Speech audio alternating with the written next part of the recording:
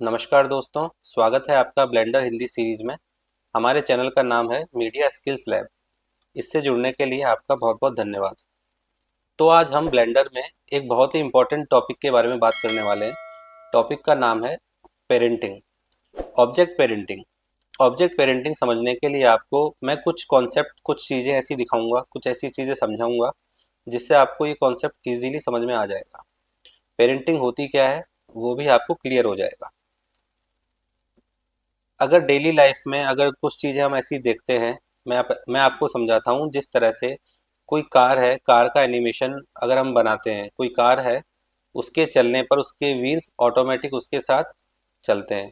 तो हम क्या करेंगे, अपने जो व्हील्स के मॉडल होंगे उसको कार के साथ पेरेंट कर देंगे।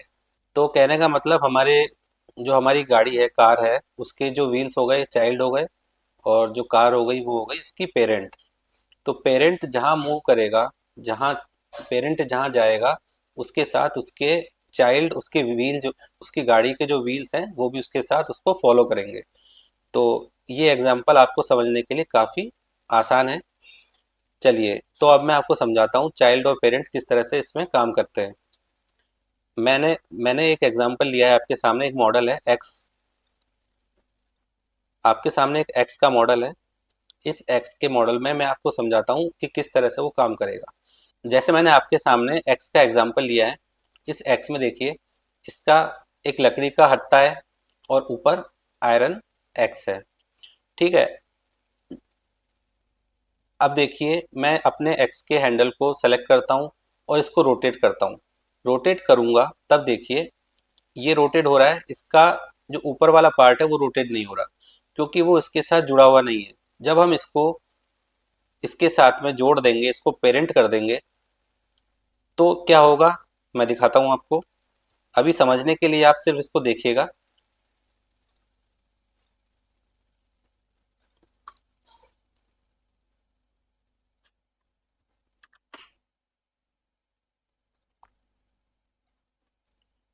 ये देखिए, मैंने इसको ऑब्जेक्ट पेरेंटिंग किया। अब ये हत्था इसके साथ में, जहां जहां हत्था मूव हो रहा है, इसका हाथ, इसका हैंडल जहां जहां मूव हो रहा है, वहां वहां इसकी एक्स जो है, ऊपर वाला ऊपर वाला जो मैश मॉडल है वो भी इसके साथ मूव हो रहा है। फिर चाहे हम इसको स्केल भी करते हैं तो भी, स्केल करने के साथ भी ये इसके साथ में काम करेगा, ये इसी को फॉलो करेगा। तो जो ये मैंने किया है इसे बोलेंगे ऑब्जेक्ट पेरेंटिंग। ऑब्जेक्ट पेरेंटिंग का यूज़ ऑब्जेक्ट पेरेंटिंग का यूज़ मैंने आपको समझाया है। जहाँ जैसे हम कोई कार है, उसके व्हील्स उसके साथ मूव करते हैं, तो ये हमारा ऑब्जेक्ट पेरेंटिंग का सबसे अच्छा और सबसे आसान समझने का तरीका हो गया। तो ऑब्जेक्ट पेरेंटिंग यूज़ कहाँ आती है? ऑब्जेक्ट पेरेंटिंग यूज़ आती है जब हम कोई एनिमेशन बनाते हैं, वहाँ हमारे ऑब्जेक्ट पेरेंटिंग काम आएगी। ऑब्जेक्ट पेरेंटिंग हमारी, जब हम किसी बॉडी में, किसी बॉडी मॉडल में, या जब हम किसी मॉडल में रिग लगाते हैं, बोन्स लगाते हैं, तब एनिमेशन देने के लिए ऑब्जेक्ट पेरेंटिंग काम आएगी, है ना। तो कहने का मतलब ऑब्जेक्ट पेरेंटिंग का एनिमेशन के अंदर और मॉडलिंग के अंदर बहुत यूज़ है। अगर हमने ऑब्जेक्ट पेरेंटिंग को अच्छे से समझ लिया, अच्छे से जान लिया, तो मॉडलिंग के अंदर हमारा कंट्रोल काफ़ी अच्छे से हो जाता है। तो इसको समझने के लिए चलो अब हम आगे बढ़ते हैं। तो ये हमारे पास एक्स है। एक्स के अंदर हमें इसको किस तरह से पेरेंट किया था वो हम समझ लेते हैं। अभी देखिए, मैं इसे मूव करता हूँ तो इसके साथ मूव हो रहा है। अभी मैं इसे हटा लेता हूँ इसको। अभी मैं इसको क्लियर पेरेंट कर लेता हूँ। ठीक है, चलिए अब हम समझते हैं कि पेरेंटिंग होती क्या है, ऑब्जेक्ट पेरेंटिंग होती क्या है। देखिए, मेरे पास ये एक्स है और इसका हैंडल है। तो अब मुझे जिसको जिसके साथ पेरेंट करना होगा उसको मुझे पहले सेलेक्ट करना होगा, और जिसके साथ पेरेंट करना है उसे मुझे बाद में सेलेक्ट करना है। कहने का मतलब ये मेरा चाइल्ड हो गया और ये मेरा पेरेंट हो गया। जहाँ जहाँ पेरेंट मूव करेगा वहाँ वहाँ मेरा चाइल्ड भी मूव करेगा, उसको फॉलो करेगा। तो देखिए, अब मैं क्या करता हूँ, आपको अब आप समझिए। मैंने अपने आयरन वाली एक्स ऑब्जेक्ट को, जो ये एक्स ऑब्जेक्ट है, इसको सेलेक्ट किया। शिफ्ट के साथ मैंने अपने हैंडल को सेलेक्ट किया। हैंडल को सेलेक्ट करने के बाद में पेरेंटिंग का, ऑब्जेक्ट पेरेंटिंग का कंट्रोल होता है शॉर्टकट की कंट्रोल पी। कंट्रोल पी करते ही देखिए हमारे सामने एक डायलॉग बॉक्स ओपन हुआ है, लिखा है set parent to object, set parent to object keep transform. तो कुछ चीजें मैं आपको शुरुआत में समझा देता हूँ, ऑब्जेक्ट, ऑब्जेक्ट कीप ट्रांसफॉर्म और ऑब्जेक्ट विद इनवर्स और ऑब्जेक्ट विदाउट इनवर्स।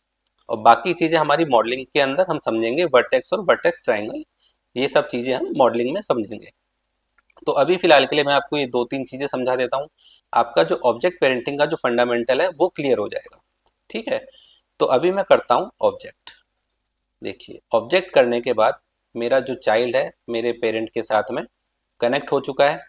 कनेक्ट हो चुका है वो कैसे पता चलेगा, हमने इसको रोटेट किया, रोटेट करने के बाद देखिए ये इसके साथ में इसको फॉलो करता है।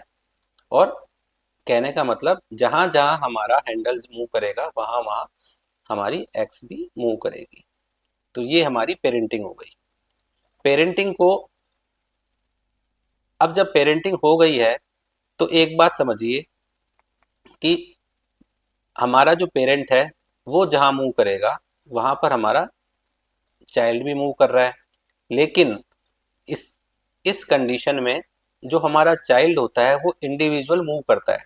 ये देखिए इंडिविजुअल मूव कर रहा है।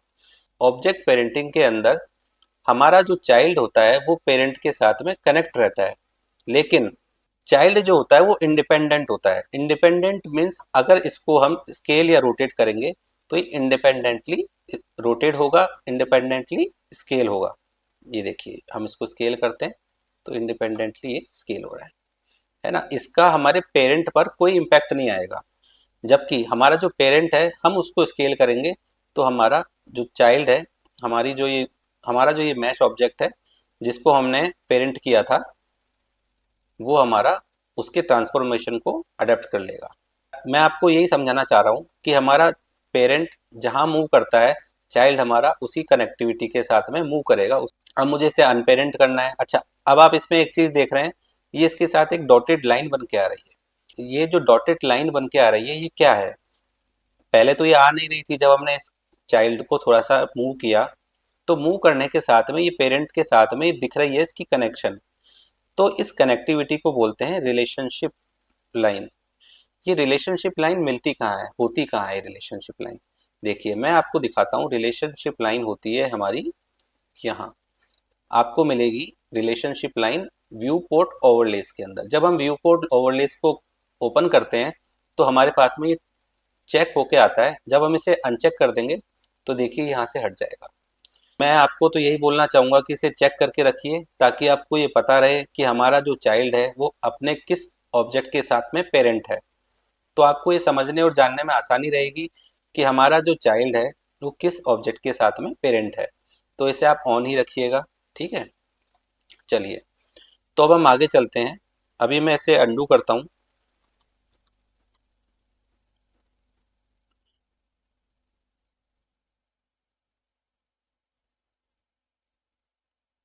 या अंडू ना करें और हम ऑल्ट पी प्रेस करते हैं। ऑल्ट पी प्रेस करके देखो यहाँ है क्लियर पेरेंट। क्लियर पेरेंट किया और हमने अपने ऑब्जेक्ट को अपनी पोजीशन पे भी रख लिया, ठीक है। अब मैं आपको समझाता हूँ एक दूसरी चीज़। ये मैंने सेलेक्ट किया अपना ऑब्जेक्ट, इसको मैंने इसके साथ में कंट्रोल पी प्रेस करके ऑब्जेक्ट पेरेंटिंग कर दी। ऑब्जेक्ट पेरेंटिंग करने के बाद जब मैं इसे मूव करता हूँ, ये देखिए मैंने इसे मूव किया।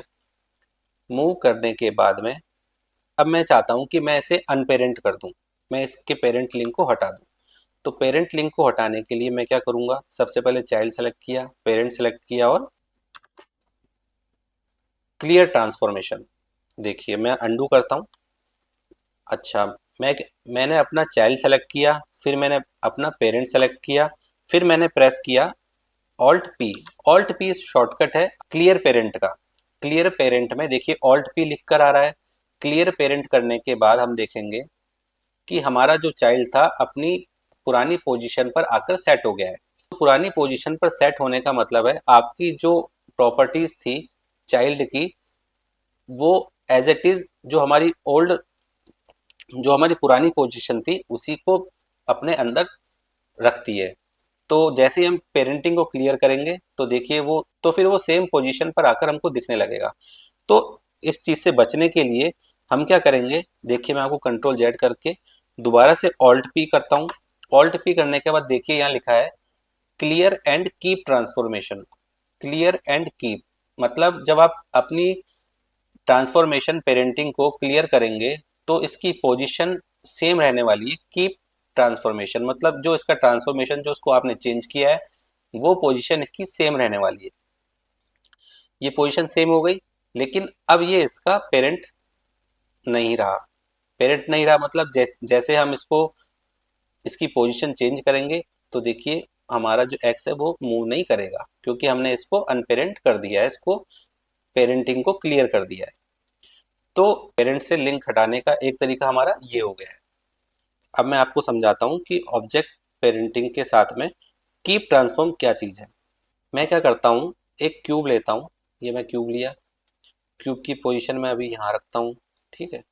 अब मैं चाहता हूँ मेरा जो चाइल्ड ऑब्जेक्ट है इसको मैं अपने बॉक्स के साथ में क्यूब के साथ में पेरेंट कर दूँ। तो मैं अपना चाइल्ड सेलेक्ट करता हूँ, क्यूब मेरा पेरेंट रहने वाला है, और इसको जा कर के मैं करता हूँ पेरेंट। देखिए पेरेंट करते ही चाइल्ड की पोजीशन चेंज हो गई है। तो कहने का मतलब जब मुझे अपने ऑब्जेक्ट को अपने पेरेंट के साथ में ऑब्जेक्ट पेरेंटिंग करनी थी, क्यूब के साथ में पेरेंटिंग करनी थी, तो इसकी पोजीशन चेंज नहीं होनी चाहिए थी। इसकी पोजीशन सेम रहनी चाहिए थी। इसके अंदर की जो प्रॉपर्टीज़ थी ट्रांसफॉर्म होने के बाद वो सेम रहनी चाहिए थी। तो इसके लिए मुझे क्या करना होगा, ऑब्जेक्ट पेरेंटिंग के बजाय मुझे क्या करना होगा वो मैं आपको दिखाता हूँ। देखिए मैं क्या करूँगा, कंट्रोल पी प्रेस करूँगा और करूँगा object keep transform. Object keep transform करने से क्या होगा, मेरे एक्स की पोजीशन सेम रहेगी, लेकिन वो थर्ड ऑब्जेक्ट के साथ में पेरेंट हो जाएगा। देखिए अभी ये इसके साथ पेरेंट है। अब मैं इसे मूव करता हूँ तो ये देखिए ये मूव हो रहा है ना। तो ये इसके साथ में कनेक्ट हो चुका है। ये आपको समझ में आ गया होगा। अब इसको इस हैंडल के साथ मुझे पेरेंट करना है, तो फिर से मैं कंट्रोल पी करूँगा और इसको कर दूंगा ऑब्जेक्ट ट्रांसफॉर्म। देखिए अब ये मेरा पेरेंट बन गया है। अब ये तीनों चीज़ मूव करेगी। अब जहाँ जहाँ मेरी एक्स जाती है वहाँ वहाँ मेरा कैमरा भी मूव करेगा। ठीक है। तो इस तरह से एनिमेशन बनाने के लिए हमें पेरेंटिंग की ज़रूरत पड़ती है।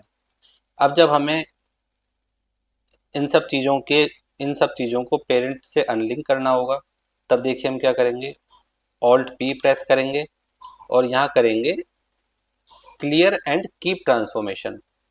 उससे क्या होगा, ये सारे पेरेंटिंग सब अलग अलग हो जाएंगे। ये सब पेरेंट अब नहीं है, ये सब अब पेरेंट नहीं रहे। ठीक है। तो कीप ट्रांसफॉर्म करने का हमारा ये तरीका सबसे सही रहता है। चलिए अब हम अच्छा अब मैं आपको समझाता हूँ। एक ऑप्शन आता है ऑल्ट पी के अंदर clear parent inverse. Alt P press करके जब क्लियर पेरेंट करते हैं और जब यहाँ क्लियर पेरेंट इनवर्स ऑप्शन आता है इस ये और जो हमारा कंट्रोल पी करने के बाद में विदाउट इनवर्स आता है, ये दोनों चीज़ सेम है।